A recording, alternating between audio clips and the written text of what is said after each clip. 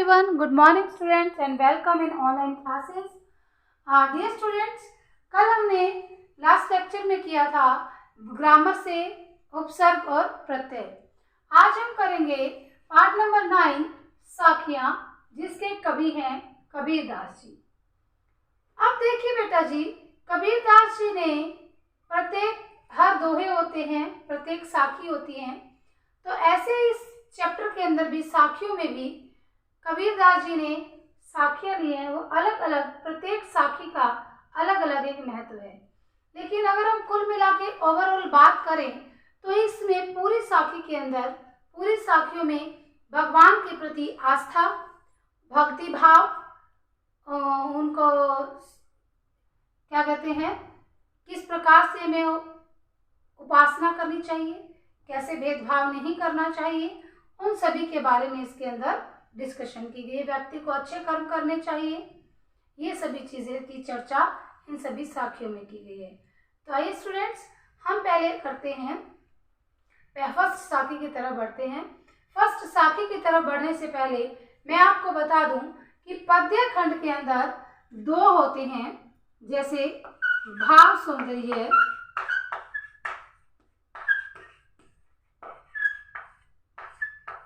व काव्य सौंदर्य। ये बात मैंने आप सभी को जब हमने अलंकार किए थे, अलंकार के अंदर भी मैंने जब आपको काव्य सौंदर्य में चमत्कार उत्पन्न करना था तब भी बताया था। दोबारा से फिर से रिपीट कर दे रही हूँ, भाव सौंदर्य का मतलब क्या होता है और काव्य सौंदर्य का मतलब क्या होता है। भाव सौंदर्य का मतलब इंटरनली, यानी कि भीतरी, जो भी हमारे पास आपको जो साखियां दे रखी हैं, उन साखियों के अंदर क्या अर्थ छिपा हुआ है वो कहलाता है भाव सौंदर्य।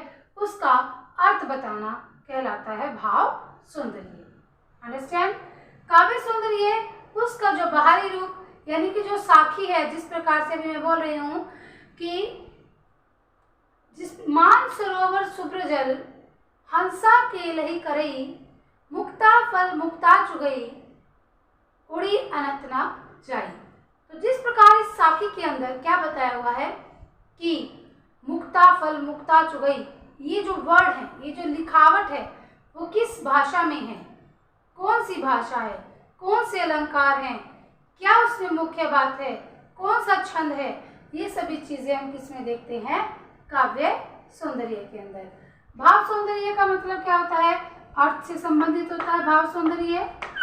अर्थ यानी कि भीतरी, उसके जो भीतर क्या छिपा हुआ है।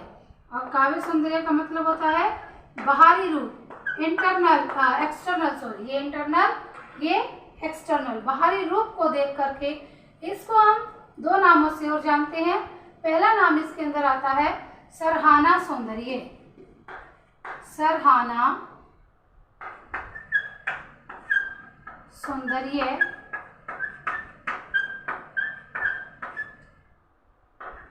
एक नाम और होता है इसका शिल्प सौंदर्य। शिल्प का मतलब बनावट, क्या होता है, शिल्प सौंदर्य। कि जो ये हमारे पास स्टैंजा बनकर आया है, ये कितने, किस से, कौन कौन से शब्दों से, कौन सी भाषा से, किन अलंकारों की बनावट के साथ वो है, वो सभी हम चीजें करते हैं काव्य सौंदर्य में। तो हम फर्स्ट स्टैंजा पढ़ते हैं। फर्स्ट स्टैंजा है मान सरोवर शुभ्र जल। मान सरोवर मीन्स हृदय रूपी मन। मान सरोवर क्या होता है, हृदय, मान सरोवर, हृदय रूपी सरोवर, मन रूपी सरोवर भी हम कह सकते हैं। शुभ्र मीन्स भरा होना। शुभ्र का मतलब होता है भरा हुआ। शुभ्र जल, जल मीन्स भक्ति रूपी जल। जल का मतलब क्या है, भक्ति रूपी जल। हंसा केली करई, हंसा का मतलब होता है हंस। हंसा हंस, केली मीन्स क्रीड़ा, क्रीड़ाएं, खेलना, करई मीन्स करना, हंसा केले करई, मुक्ता फल मुक्ता चुगई, मुक्ता फल मुक्ति रूपी फल, मुक्ता फल मुक्ति रूपी फल। एक और मुक्ता आता है, उस मुक्ता का मतलब होता है मोती। अंडरस्टैंड? मुक्ता फल मुक्ता चुगी, उड़ी अनंत न जाई, उड़ी मीन्स उड़कर, अनंत मीन्स उड़ी अनंत न जाही, जाही मीन्स जाना, अनंत मीन्स अन्य जगह। तो देखिए अब हम इसकी साखी की मुख्य बात देख लेते हैं। फर्स्ट साखी की मुख्य बात है, इस साखी के अंदर कबीर दास जी ने ये कहने की कोशिश की है कि यदि व्यक्ति को ईश्वरीय ज्ञान हो जाता है तो आत्मा भी उस ज्ञान में लीन हो जाती है। जब व्यक्ति को ईश्वर की पहचान हो जाती है तो उसकी जो आत्मा है वह भी भक्ति के भावना को सोचने की बजाय अन्य किसी भी बात की तरफ ध्यान नहीं देती है। तो आइए लाइन टू लाइन हम व्याख्या करते हैं। सभी स्टूडेंट्स अपनी अपनी नोटबुक अपनी बुक निकालें, पेंसिल रखें, पेंसिल के साथ जो वर्ड्स मैंने लिखे हैं उनको अंडरलाइन करते चलें और फर्स्ट साखी को देखिए सभी। फर्स्ट साखी है मान सरोवर शुभ्र जल। अब बड़े ध्यान से सुनना है, यहाँ पर प्रतीकात्मक है, रूप दिए गए हैं एक दूसरे को। कहते हैं कि मान सरोवर शुभ्र जल, कि मनुष्य का जो शरीर है वो क्या है। यहाँ पर कवि कहता है कि मेरा हृदय रूपी, कवि कहता है कि मेरा हृदय रूपी सरोवर, मान सरोवर, मेरा हृदय रूपी सरोवर भक्ति रूपी जल से भरा हुआ है। मान सरोवर शुभ्र जल, मेरा जो हृदय रूपी सरोवर है वह जल मीन्स कैसा जल, भक्ति रूपी जल। कौन सा जल, भक्ति रूपी जल। मेरा जो हृदय है वह भक्ति रूपी जल से भरा हुआ है। हंसा केली करई, जिसमें हंस क्या कर रहे हैं, क्रीड़ाएं कर रहे हैं। केली करई, जिसके अंदर हंस जीवात्मा रूपी हंस। कौन से हंस है ये, हंसा। हंसा को किसका रूप दिया गया है, जीवात्मा। यानी कि मनुष्य का हृदय है, हृदय के अंदर क्या होती है, आत्मा होती है। तो यहाँ पर क्या कहते हैं कि मेरा जो हृदय है वह भक्ति रूपी जल से भरा हुआ है और जिस जल के अंदर, उस जल में जीवात्मा रूपी हंस क्रीड़ाएं कर रहे हैं। अंडरस्टैंड? फर्स्ट टाइम की व्याख्या क्लियर हुई। कहते हैं मुक्ता फल मुक्ता चुगई, उड़ी अनंत न जाई। मुक्ता फल मुक्ता चुगई, उड़ी अनंत न जाई। अब कहते हैं और वो हंस, जो हंस मनुष्य के जो हृदय रूपी सरोवर के भक्ति रूपी जल से जो भरा है, उस जल में जो जीवात्मा रूपी हंस क्रीड़ा कर रहे हैं, वो क्रीड़ा करते करते क्या करते हैं, मुक्ति रूपी मोती को चुग रहे हैं। मुक्ता फल मुक्ता चुगई, चुगई मीन्स चुगना। और वो हंस क्या कर रहे हैं, मुक्ति रूपी मोती को चुग रहे हैं। उड़ी अनंत न जाई, और वो उन मोतियों को चुगने में इतने लीन हैं कि वो अब अन्य किसी जगह पर उड़कर नहीं जाना चाहते। अर्थात कबीर दास जी ने इस साखी में ये कहने का प्रयास किया है, ये समझाने का प्रयत्न किया है कि जब व्यक्ति सांसारिक मोह माया को छोड़कर ईश्वर की भक्ति में लीन हो जाता है तो बाहर उसे जो संसार के अंदर क्या चल रहा है, किसी भी प्रकार की मोह माया, किसी भी प्रकार के आडंबर में उसका कोई भी ध्यान नहीं होता। वह अपने भक्ति रूपी जल में इतना इस प्रकार से डूब जाता है कि बाहर क्या हो रहा है उसे किसी प्रकार की कोई भी प्रॉब्लम, किसी प्रकार की कोई भी उसे इच्छा नहीं होती। तो वह साखी में दोबारा फिर से बता दूं उसकी व्याख्या। कहते हैं कि मेरे हृदय रूपी सरोवर में, मेरे हृदय रूपी सरोवर के अंदर भक्ति रूपी जल भरा हुआ है, जिसमें जीवात्मा रूपी हंस क्रीड़ाएं कर रहे हैं, खेल रहे हैं, और वो इतने लीन हैं, वो हंस, जीवात्मा रूपी हंस क्या कर रहे हैं, मुक्ति रूपी मोती को उसमें से चुग रहे हैं, और वो अब अन्य किसी जगह पर उड़ना नहीं चाहते। अर्थात कहने का तात्पर्य यह है कि वह अन्य, जब व्यक्ति भगवान के से जुड़ जाता है तो उसकी आत्मा अन्य किसी साधन की तरफ नहीं जाती। अब अगला देखिए, सेकंड स्टैंजा। सेकंड स्टैंजे के अंदर हम बात करते हैं, प्रेमी ढूंढत मैं फिरूं, प्रेमी मिले न कोई, प्रेमी ढूंढत मैं फिरूं, प्रेमी मिले न कोई, प्रेमी से प्रेमी मिले सब विष अमृत होए। सेकंड साखी कबीरदास जी की है, अपनी बुक में देखिए। प्रेमी ढूंढत, अब प्रेमी ये नहीं है कि बहुत से ऐसे प्रेमी, प्रेमी का मतलब ईश्वर भक्त, प्रेमी का मतलब क्या होता है, प्रेमी। यहाँ पर कबीरदास जी ने ईश्वर प्रेमी की बात की है, ईश्वर से प्रेम करने वाले की बात की है। प्रेमी ढूंढत, ढूंढत मीन्स होता है ढूंढना, नॉर्मल सी बात है। प्रेमी ढूंढत, ढूंढत मीन्स होता है ढूंढना। मैं फिरूं, फिरो मीन्स फिरना। प्रेमी ढूंढत, अब कबीरदास जी ने सेकंड साखी के अंदर ये बताने की कोशिश की है कि यदि व्यक्ति की संगति अच्छी होती है तो उसकी सभी बुराइयां भी अच्छाइयों में बदल जाती हैं।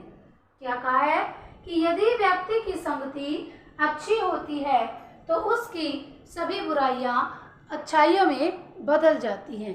तो स्टूडेंट्स, अब यहाँ पर कहते हैं कि प्रेमी को, प्रेमी मैं ढूंढत चला, प्रेमी ढूंढत मैं फिरूं। कबीरदास जी कहते हैं कि मैं एक ऐसे सच्चे ईश्वर प्रेमी को ढूंढ रहा हूं कि जो भगवान से वास्तव में क्या करता हो, प्रेम करता हो। ये नहीं है कि आजकल देखिए आप लोगों ने बहुत सारे फ्रॉड करते हैं, भगवान के नाम पर ठगते हैं लोगों को, और रात को जुआ खेलते हैं, सट्टा खेलते हैं, शराब पीते हैं, कानों में मांगते फिरते हैं, कानों में डाल लेते हैं, हाथों में मोटे मोटे ब्रेसलेट और बुल्ट लेते हैं। तो वो वाले भगवान के प्रेमी नहीं ढूंढ रहे हैं। कबीरदास जी कौन से प्रेमी ढूंढ रहे हैं, जो भगवान के सच्चे भक्त हैं, वास्तव में भगवान के प्रति अन्य किसी चीज की उसके अंदर आसक्ति नहीं है। उस प्रेमी को कहते हैं कि मैं एक ऐसा सच्चा ईश्वर प्रेमी ढूंढने के लिए फिर रहा हूँ। प्रेमी मिले न कोई, लेकिन मुझे अब तक कोई भी सच्चा ईश्वर प्रेमी नहीं मिला है। प्रेमी से प्रेमी मिले सब विष अमृत होए। विष, विष का मतलब क्या होता है, जहर, जैसे कि आप स्टार्टिंग से करते आ रहे हैं, जहर, सब विष अमृत होए। अब कबीरदास जी कहते हैं कि मैं बहुत सारे ऐसे सच्चे प्रेमी को ढूंढता फिर रहा हूँ, लेकिन मुझे कोई भी ईश्वर प्रेमी दिखाई नहीं देता। लेकिन अब क्या कहते हैं कि यदि एक सच्चे ईश्वर भक्त से दूसरा सच्चा ईश्वर भक्त मिल जाए, एक ईश्वर से प्रेम करने वाले से दूसरा ईश्वर प्रेमी अगर मिल जाता है, तो उसकी वो सभी विषय वासनाओं से दूर होकर के अपने अंदर एक अच्छाई को धारण कर लेता है। अर्थात सभी विष अमृत होए, कि जो उसकी विषय वासनाएं होती हैं, जो संसार को लेकर के उसकी इच्छा, मोह माया, जो भी चीज होती है, उससे वो क्या करता है, उसकी जो विषय वासनाएं, उसकी जो लालसाएं हैं, वो सभी छूट जाती है, उसकी सभी बुराइयां अच्छाइयों में प्रतीत हो जाती है। सेकंड साखी में यही बात कही है। कबीरदास जी ने इसमें काव्य सौंदर्य अगर हम बात करते हैं, काव्य सौंदर्य की अगर हम बात करते हैं कि काव्य सौंदर्य में कबीरदास जी ने ईश्वर भक्ति को दर्शाया गया है, ईश्वर के प्रेमी को ढूंढते फिर रहे हैं। अनुप्रास अलंकार है, रूपक अलंकार है, दोहा छंद है, ये सभी चीजों को इस छठा इसमें देखने को आपको मिलती है। थर्ड साखी पर अगर हम बात करते हैं, थर्ड साखी हमारी है, हस्ती चढ़िए ज्ञान की सहज दुलीचा डारी, स्वान रूप संसार है भूकन दे छक मारी। कबीरदास जी ने इसमें क्या कहा है कि इस साखी में कबीरदास जी ने कहा है कि संसार के अंदर अगर हमें ईश्वर से प्रेम करना चाहिए, संसार में बहुत से ऐसे व्यक्ति मिलेंगे जो आपको अलग अलग तरह की बातें कहेंगे। हमें उनकी बातों को ध्यान में न रखते हुए अपने मार्ग पर, अपने लक्ष्य की तरफ आगे बढ़ते रहना चाहिए। तो देखिए क्या कहते हैं, हंसते चढ़िए ज्ञान को, हंसते मीन्स हाथी, हंसते मीन्स हाथी, ज्ञान, ज्ञान रूपी हाथी, चढ़िए ज्ञान को, सहज, सहज होता है धीमा, सहज होता है धीमा, हंसते चढ़िए ज्ञान को सहज दुलीचा, दुलीचा होता है हाथी की कमर पर रखा जाने वाला वस्त्र। तो हम यहाँ पर क्या लिख देंगे, दुलीचा का मतलब होता है वस्त्र या हाथी की कमर पर बिछाया जाने वाला कपड़ा। स्टूडेंट्स अब देखिए इसमें क्या कर रहे हैं, हाथी की कमर पर रखा जाने वाला कपड़ा, हस्ती हाथी, सहज धीमा या धीरे से, दुलीचा वस्त्र ऐसा कपड़ा जो हाथी की कमर पर रखा जाता है। सहज दुलीचा, डाली, डाली मीन्स डालकर,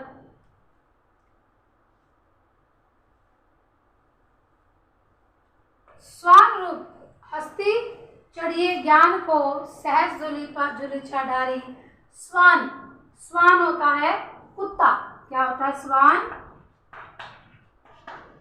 कुत्ता। इस संसार को एक कुत्ते की भांति कहा है कबीरदास जी ने। स्वान रूप संसार है, संसार में संसार जग, भूखन, भूखन मीन्स भौंकना, झक मारी, भूखन दे झक मारी, व्यर्थ की बातें करना,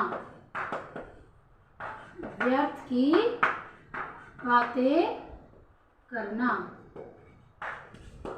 अब देखिए बेटे, इसमें कबीरदास जी ने कहा है कि हंसते चढ़िए ज्ञान को, कि ज्ञान रूपी हाथी, हाँ ज्ञान को किसका रूप दे दिया है, हाथी का रूप दिया है, कि ज्ञान का जो लेवल है, जो स्तर है वो कैसा होता है, हाथी के समान होता है।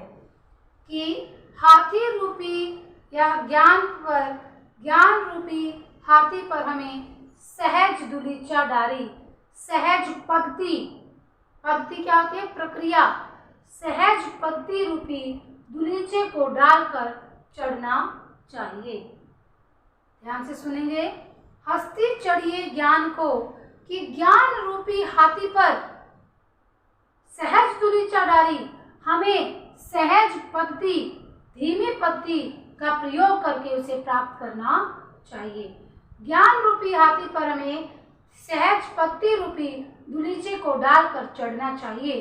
अर्थात कबीरदास जी के कहने का भाव यह है कि मनुष्य को ज्ञान को जो है वो धीरे धीरे, धीमी गति से, सहज भाव से प्राप्त करना चाहिए। अर्थात हमें व्यक्ति को जो भक्ति के भाव हैं, भक्ति में जो मन लगाना है वो धीरे से, धीमी गति से, धीरे धीरे हमें लगाना चाहिए। स्वान रूप संसार है, ये संसार एक कुत्ते की भांति है।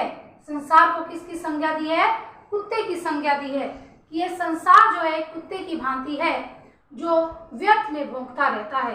अर्थात कबीरदास जी ने कहा है कि जब व्यक्ति भक्ति के मार्ग को अपनाता है, भक्ति के मार्ग पर चलता है, भक्ति भावनाओं को ग्रहण करता है, तो ये संसार के जो लोग हैं तरह तरह की से बातें बोलते हैं। तो कबीरदास जी ने क्या कहा कि हमें इस संसार के लोगों की बातों पर ध्यान नहीं देना चाहिए, हमें व्यर्थ की बातों को ध्यान न दें, व्यर्थ की बातों को नहीं सुनना चाहिए, अपने लक्ष्य की तरफ हमें आगे बढ़ते रहना चाहिए, हमें अपने भक्ति मार्ग पर चलते रहना चाहिए। तो स्टूडेंट दोबारा से फिर से कहती हूँ, हंसते चढ़िए ज्ञान को सहज दुलीचा डारी, हाथी रूपी ज्ञान पर हमें सहज पत्ती रूपी दुलीचे को डालकर चढ़ना चाहिए। अर्थात मनुष्य को जो ज्ञान है वो धीरे धीरे से प्राप्त करना चाहिए। मनुष्य के जो भक्ति के अंदर मार्ग पर सहज भाव से चलना चाहिए। लोग क्या कहते हैं, व्यर्थ की बातों पर उनको, ये संसार एक कुत्ते की भांति है, ये व्यर्थ की बातें बोलता रहता है, हमें इनकी व्यर्थ की बातों पर ध्यान नहीं देना चाहिए। तो डियर स्टूडेंट्स, कहते हैं कि हमें उस लोग बहुत बातें बनाएंगे, हमें उन पर फोकस नहीं करना है, हमें किस पर देखना है, हमें अपने भक्ति भाव पर लीन रहना है। तो स्टूडेंट्स, आज के लिए इतनी 3 ही साखियाँ, बाकी की 4 साखियाँ हम कल डिस्कस करेंगे। तो सभी स्टूडेंट्स अपनी साखियों से रिलेटेड 1 मार्क्स के क्वेश्चन आंसर खुद बनाएंगे और उनके आंसर भी और क्वेश्चन भी खुद अपनी रफ नोटबुक पर लिखेंगे। Thank you, have a nice day.